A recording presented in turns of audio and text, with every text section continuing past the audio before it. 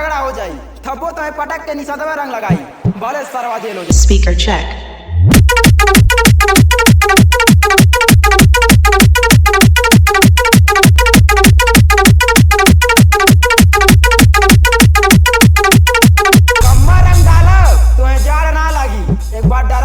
सार ना लागी हरे कम्मा रंग डालब तो हजार ना लागी एक बार डरवा लेबू तो तोहार भाईवा हमार सार ना लागी अब पहले डाले तो दा मां कसम तो है तनको बेकार ना लागी।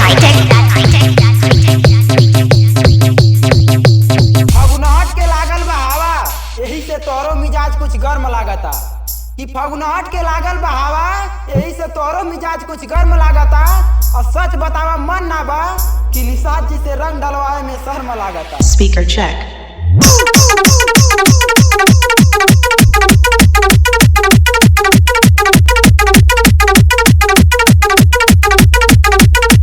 अब की होलिया में लागता तोहरे चलते कौनो से बवाल होई कि अब की होलिया में लागता तोहरे चलते कौनो से बवाल होई और तू टेंशन न लिया करे जा हाय निषाद जी के हाथे तो हर गाल लाले लाल होई।